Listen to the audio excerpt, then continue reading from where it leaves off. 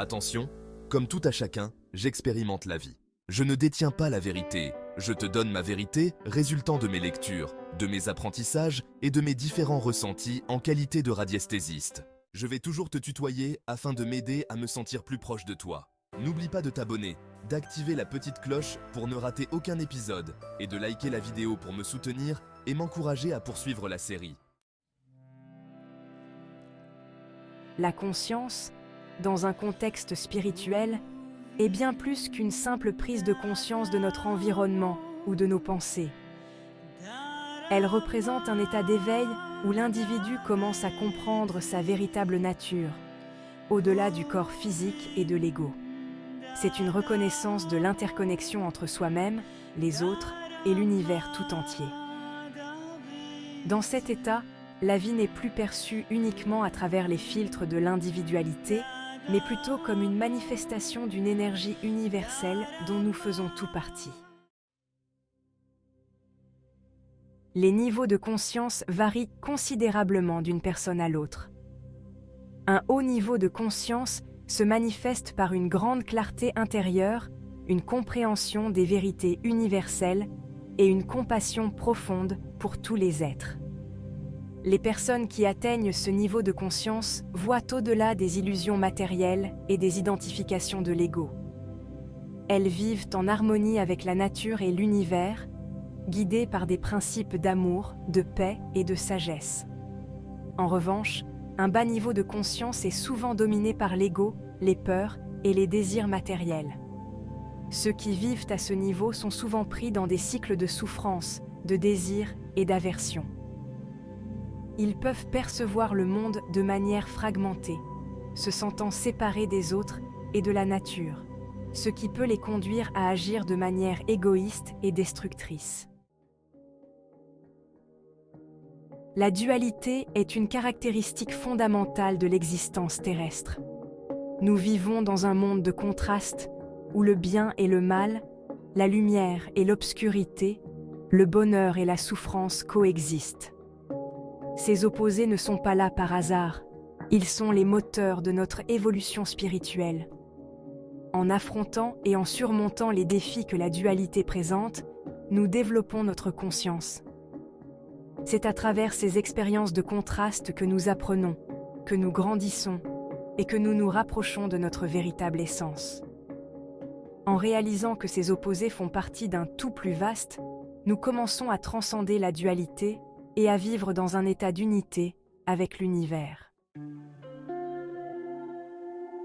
Le libre arbitre est un don précieux qui nous permet de choisir nos actions et d'influencer notre destin.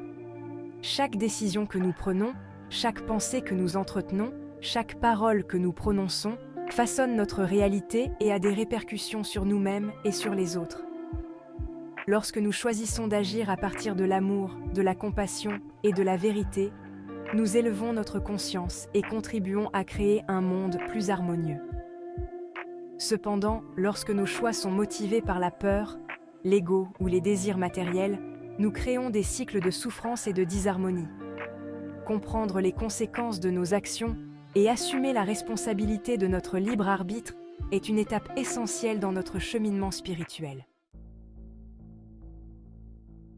La question du mal, des conflits, des guerres et de la souffrance est complexe, mais elle peut être comprise à travers le prisme de l'inconscience.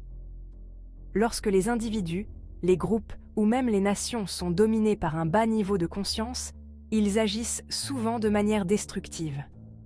L'inconscience se manifeste par une déconnexion de notre vraie nature spirituelle, une immersion dans l'illusion de la séparation et une identification excessive à l'ego. Cette déconnexion conduit à des comportements qui causent de la souffrance, tant pour soi-même que pour les autres.